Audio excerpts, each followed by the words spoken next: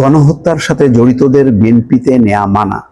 মির্জা ফখরুল ইসলাম আলমগীর দর্শক এই কথা বলেছেন। এই কথা বলার একটি অর্থ হচ্ছে এই যে আওয়ামী লীগ এবং তার সহযোগী যে দলগুলো জাতীয় পার্টি সহ তারা এখন নতুন ভাবে বাঁচার চেষ্টা করছে, নতুন রাজনৈতিক প্ল্যাটফর্ম খুঁজছে এবং চেষ্টা করছে যে বিএনপি, জামাত এবং নাগরিক ঐক্য এইসব দলগুলোর মধ্যে ঢোকা। যেমন সম্প্রতি একটা বিতর্ক হয়েছে যে কাউন্সিলররা তারা দলে বলে যোগ দিচ্ছে জাতীয় নাগরিক কমিটিতে।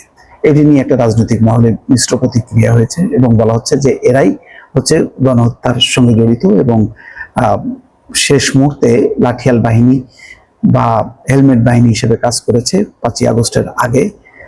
তো তাদের যে অংশ নেওয়া নিয়ে একটা তীব্র প্রতিক্রিয়া হয়েছে রাজনৈতিক মহলে। বিএনপির ভেতরেও ঢোকার আপ্রাণ চেষ্টা চালিয়ে যাচ্ছে এবং সেই খবর অন্তত আর কেউ না, মির্জা ফখরুল ইসলাম আলমগীর দলের মহাসচিব জানেন। এবং এই ঘটনা যাতে কোনোভাবেই না ঘটে, দলের ভেতরে যাতে আওয়ামী লীগ এবং তার সহযোগীরা যাতে ঢুকতে না পারে, যাদেরকে বলা হচ্ছে এরা হচ্ছে গণহত্যার দোসর, সহযোগী, সেই ব্যাপারে হুঁশিয়ারি উচ্চারণ করেছেন মির্জা ফখরুল ইসলাম আলমগীর। ফ্যাসিবাদ ও আওয়ামী লীগের নেতা কর্মীদের বিএনপিতে যোগদান প্রসঙ্গে বিএনপির মহাসচিব মির্জা ফখরুল ইসলাম আলমগীর বলছেন, গণহত্যার সাথে যারা জড়িত এবং যারা সন্ত্রাসবাদ করেছে তাদেরকে বিএনপিতে নেওয়া হবে না। এই বিষয়ে দলের ভারপ্রাপ্ত চেয়ারম্যানের কথা অনুযায়ী বিএনপির প্রতিটি সেক্টরের নেতা কর্মীদের নির্দেশনা দেওয়া হয়েছে।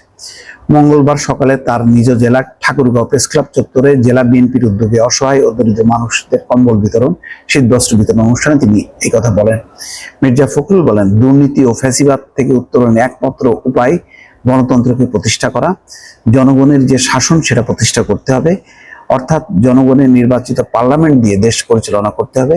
এটা ছাড়া অন্য কোনো উপায় তার জানা নেই বলে উল্লেখ করেন। এটা খুব ইঙ্গিতপূর্ণ, যাতে একটা অগণতান্ত্রিক শাসন ব্যবস্থা দীর্ঘদিন না থাকে, যাতে নির্বাচন দ্রুত হয়, নির্বাচিত সংসদ দেশ চালাবে, এটি তিনি বলার চেষ্টা করছেন।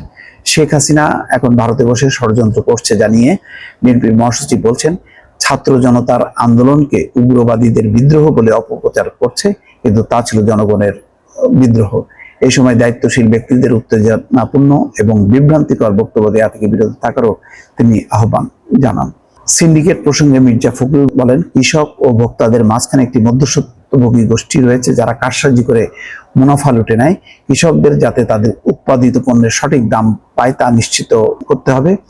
এছাড়া গার্মেন্টস খাতের শ্রমিকদের ন্যূনতম মজুরি বাড়াতে চান বলেও মন্তব্য করেন তিনি। যাই হোক, আজকের বক্তব্যের যে ফোকাস পয়েন্টটা সেটা গুরুত্বপূর্ণ, যে ইতিমধ্যেই বলা হচ্ছে যে আওয়ামী লীগের তৃণমূল পর্যায়ের অনেকেই ধীরে ধীরে বিএনপির বিভিন্ন অঙ্গ সংগঠনের ভিতরে টাকা পয়সা খরচ করে প্রভাবিত করে তারা ঢুকে পড়ছে। এমন কিছু কিছু ঘটনা ঘটেছে, যেমন নাটোরে দুলুর যে সভাপতিত্বে বা তার প্রধান অতিথি ছিলেন এক অনুষ্ঠানে, সেখানে দেখা যাচ্ছে যে পলকের শ্যালিকা, যদিও সেই শ্যালিকা বলছেন যে সে কোনো আওয়ামী লীগের কর্মী নন, কিন্তু অনেকে আবার বলছেন যে না, তার সাথে একটা তৎকালীন ক্ষমতাসীনদের একটা সংযোগ ছিল। এইসব বিতর্কগুলো কিন্তু এসছে এবং আরো বিভিন্ন জায়গায় যেই খবর যে স্থানীয় পর্যায়ে যে সমস্ত দুর্বৃত্ত আছে, যাদের টাকা পয়সা আছে, তারা কিন্তু আস্তে আস্তে ঠাঁই করে নিচ্ছে বিএনপির বিভিন্ন অঙ্গ সংগঠনের ভিতরে। সেই কারণে আজকে আলাদাভাবে মির্জা ফখরুল ইসলাম আলমগীর দলের পক্ষ থেকে হুঁশিয়ারি উচ্চারণ করলেন। দর্শক ভালো থাকবেন, আল্লাহ হাফেজ।